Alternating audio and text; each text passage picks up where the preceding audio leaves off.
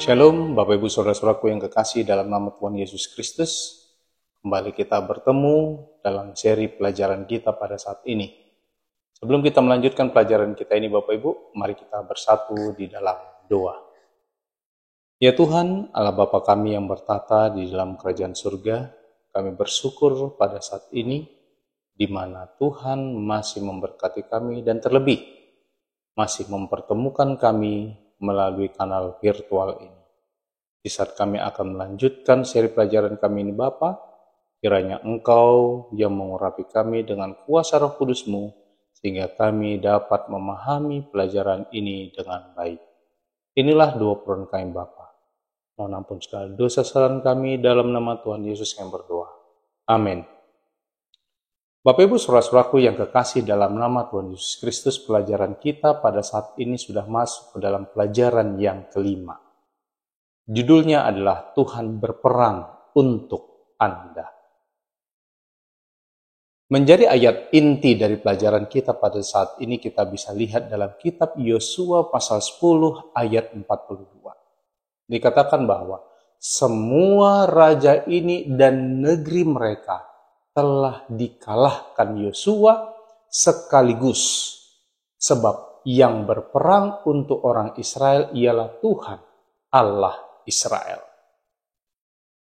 Menjadi fokus pelajaran kali ini diambil dari beberapa kitab, di antaranya adalah kitab Kejadian pasal 15 ayat 16, lalu kitab Imamat 18 ayat 24 sampai 30, lalu 2 Timotius pasal 4 ayat 1 dan 8, Keluaran 23 ayat 28 sampai 30, Ulangan 20 ayat 10, ayat 15 sampai 18, dan kitab Yesaya pasal 6.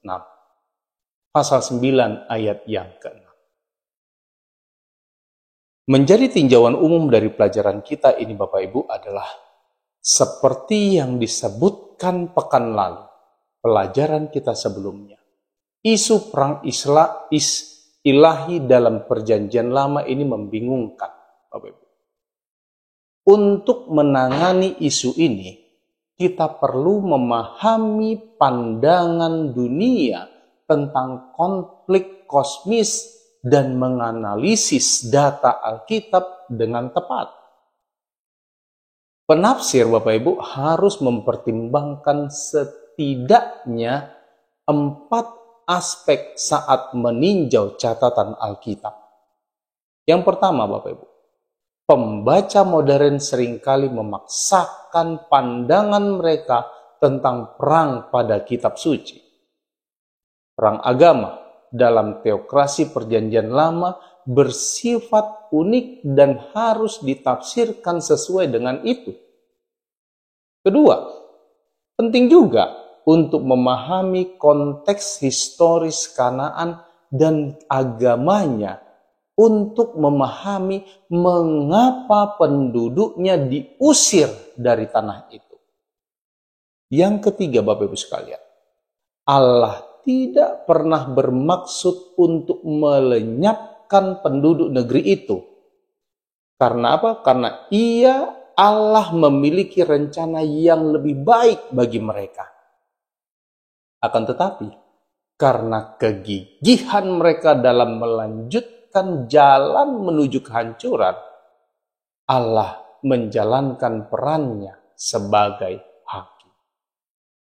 Bapak Ibu saudara-saudara yang kekasih, sifatnya yang penuh kasih tidak dapat membiarkan kejahatan terjadi tanpa kendali. Akhirnya Bapak Ibu, ketika membaca bagian manapun yang bermasalah dalam perjanjian lama, penting untuk memperhatikan lintasan tujuan Tuhan bagi umatnya dan manusia. Perang dengan segala akibatnya yang mengerikan Bapak Ibu tidak pernah menjadi bagian dari rencana Tuhan bagi dunia ini. Allah berupaya memulihkan perdamaian abadi di dunia kita dan di alam semesta. Namun, untuk melakukan itu, dia perlu melenyapkan kejahatan untuk selama-lamanya. Tidak hanya dengan cara yang dahsyat, tetapi juga dengan cara yang bijaksana. Bapak Ibu, mari kita lihat komentar dari pelajaran kita kali ini. Dalam topik konsep perang suci dalam Alkitab. Dalam komentarnya tentang kitab Keluaran, Douglas K. Stuart menawarkan karakterisasi yang mendalam tentang perang ilahi dalam pengertian Alkitab, Bapak Ibu sekalian. Perang semacam ini yang biasanya diungkapkan dengan kata kerja Ibrani haram atau kata benda herem, melibatkan penghancuran kehidupan manusia dalam skala besar, dan terkadang Bapak Ibu, harta benda dan kehidupan hewan. Karena relevansinya, daftar Stuart direproduksi di bawah ini dengan beberapa penyesuaian. Ini diadaptasi dari Douglas K. Stuart, Exodus, The New American Commentary, Nashville, Broadman and Holman, 2006, volume 2, halaman 395 sampai 397. Yang pertama dikatakan Bapak Ibu, di bentang alam Israel kuno yang unik, tidak ada tentara profesional yang diizinkan. Pertempuran dilakukan oleh para amatir dan sukarelawan sangat kontras dengan struktur militer profesional di zaman kuno dan yang kita kenal saat ini. Yang kedua, Bapak Ibu sekalian, para prajurit tidak dibayar. Mereka menaati perintah-perintah Allah dalam konteks perjanjian dan tidak boleh berperang demi keuntungan pribadi. Dalam banyak kasus, ini berarti mereka dilarang mengambil barang rampasan atau disebut juga dengan penjarahan. Yang ketiga, perang suci atau perang ilahi hanya dapat dilakukan untuk penaklukan atau pertahanan tanah perjanjian dalam konteks sejarah tertentu. Setelah penaklukan, perang agresi apapun ini dilarang keras. Israel, Bapak Ibu sekalian, dipanggil untuk berperang demi Tuhan. Perjanjian dalam konteks geografis dan sejarah tertentu. Setelah mereka menaklukkan tanah tersebut dan mengonsolidasikan wilayah mereka, orang Israel tidak seharusnya memperluas batas-batas tanah perjanjian melalui perang, Bapak Ibu sekalian. Allah tidak memanggil umatnya untuk menjadi kekaisaran militer yang ekspansionis. Yang keempat, dimulainya perang suci yang dianggap sebagai tindakan ilahi. Ini sepenuhnya berada di tangan Tuhan yang dilaksanakan melalui nabi-nabi pilihannya, seperti Musa atau Yosua. Hal ini menggarisbawahi bahwa perang tidak boleh menjadi inisiatif manusia, melainkan tugas suci.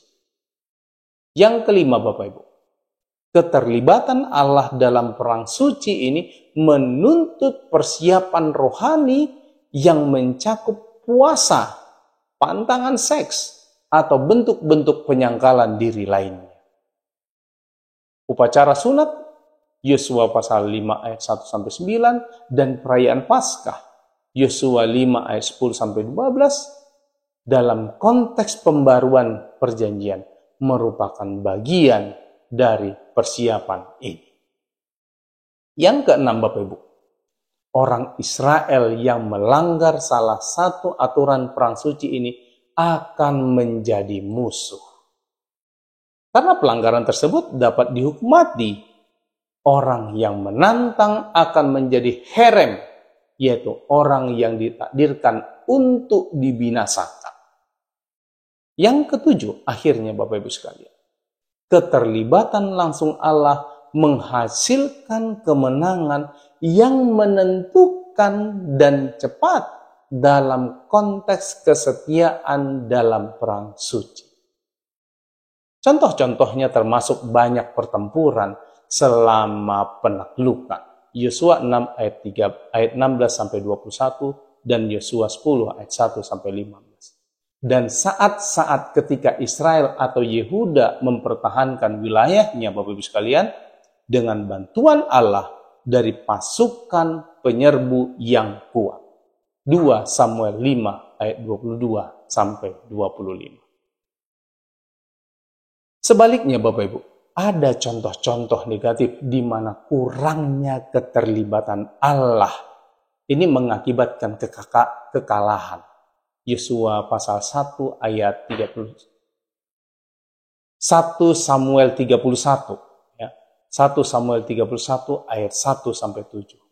Seperti ketika Israel menghadapi orang Amalek tanpa izin ilahi dan dikalahkan di Horma.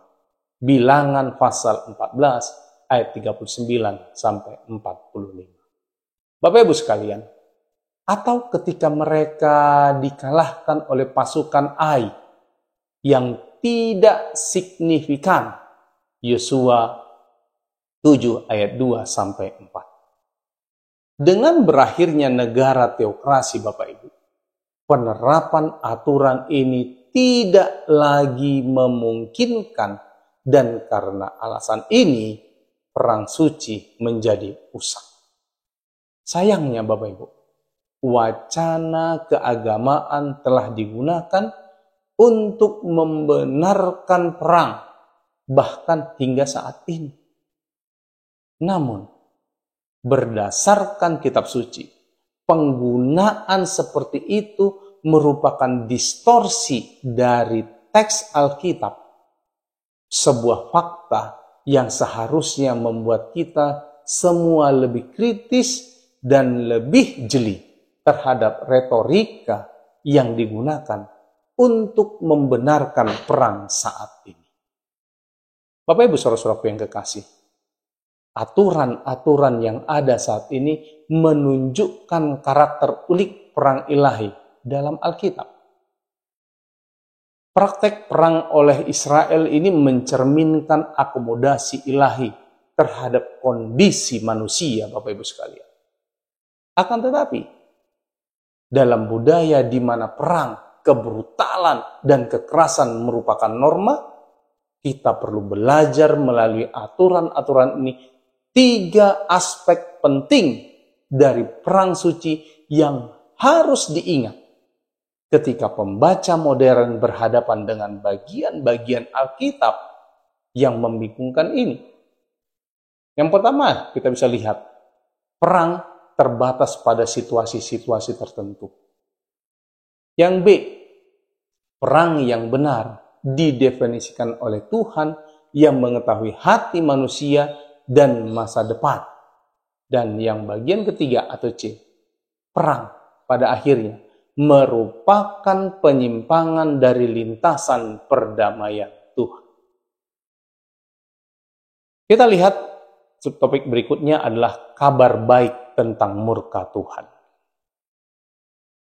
Bapak Ibu saudara-saudaraku yang kekasih, perang ilahi ini merupakan manifestasi konkret dari murka ilahi tidak hanya terhadap orang Kanaan dan bangsa-bangsa lain, tetapi juga terhadap umatnya sendiri pada zaman Alkitab.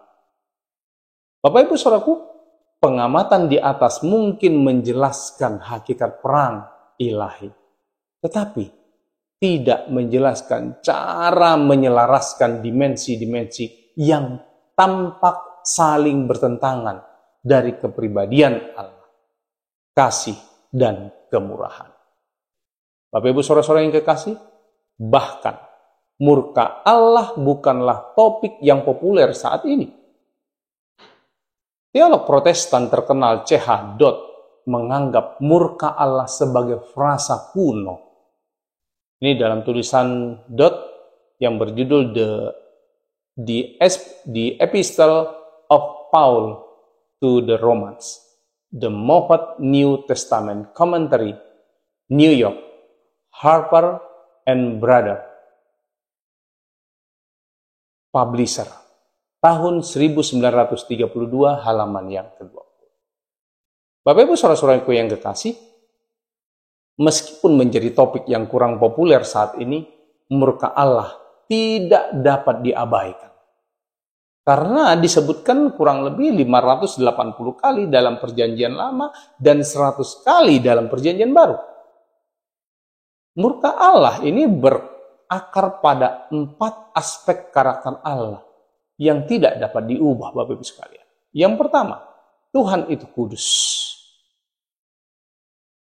Israel dipanggil untuk menjadi kudus karena Tuhan itu adalah kudus. Imamat 11 ayat 44.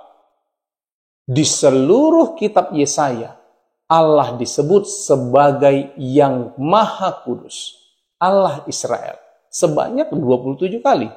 Kita bisa lihat dalam kitab Yesaya 1 ayat 4, lalu Yesaya 60 ayat 14. Para malaikat Bapak Ibu sekalian menyatakan kudus, kudus, kudus. Wahyu 4 ayat 8, Yesaya 6 ayat 3. Di hadirat Allah. Kekudusannya memisahkannya dari manusia berdosa, yang bahkan Bapak Ibu tidak dapat menahan sekilas kehadiran fisiknya tanpa jatuh seolah-olah mati di tanah. Daniel pasal 10 ayat 8 dan 9, lalu Wahyu 1 ayat 17.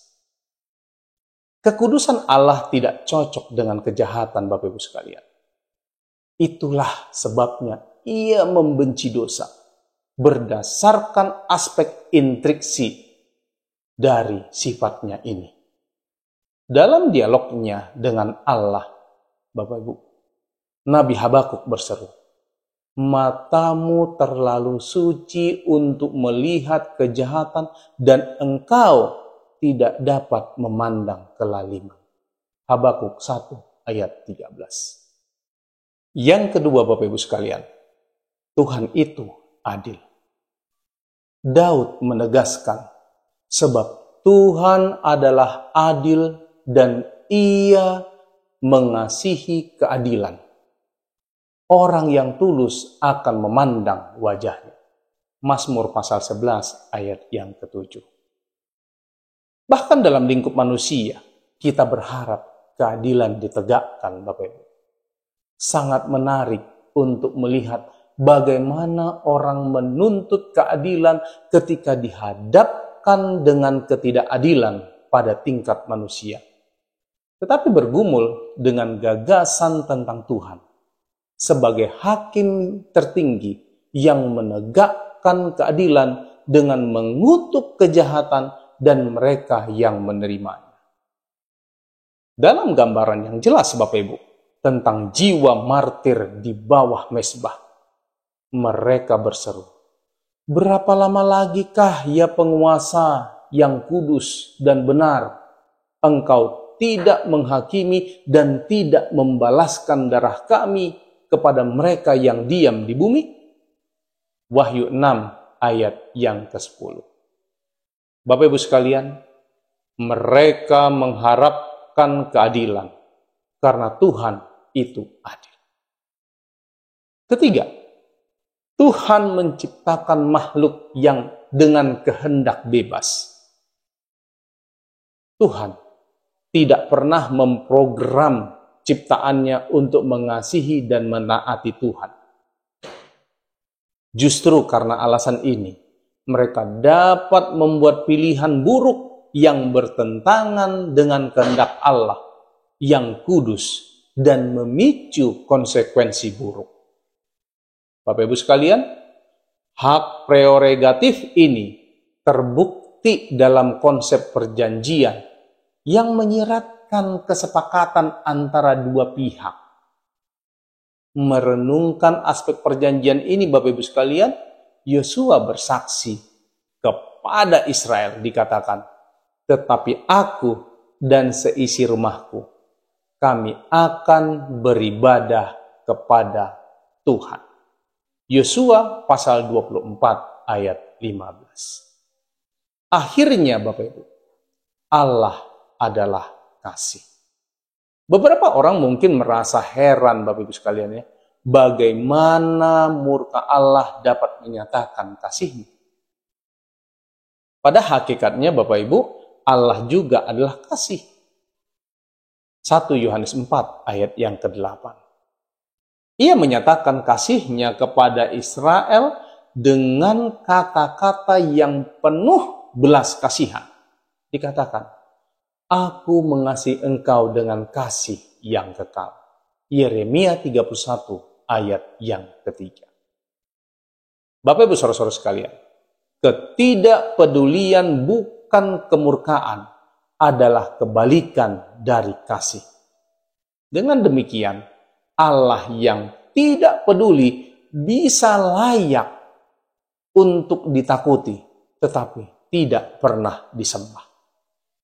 Dia sama sekali tidak apatis, Bapak Ibu.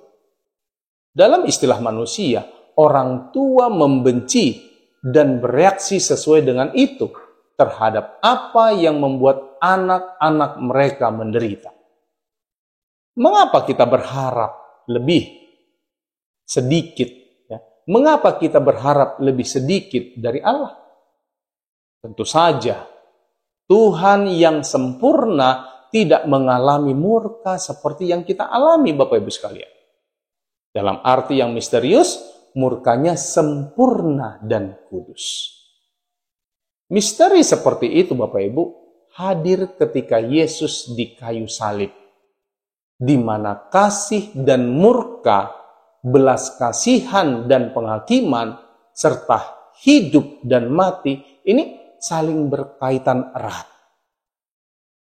Penghancuran murka ilahi itu asli dan konkret Bapak Ibu sekalian. Namun, bagi mereka yang percaya kepada Kristus, dengan rendah hati, ini menyerahkan semua kepercayaan diri dan kesombongan di kaki salibnya. Tidak ada alasan untuk takut karena kasih yang sempurna melenyapkan ketakutan.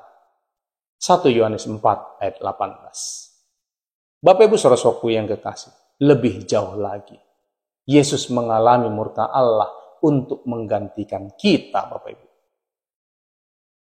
Kita masuk ke dalam poin yang berikutnya, bagian yang terakhir, yaitu aplikasi kehidupan dari pelajaran kita saat ini.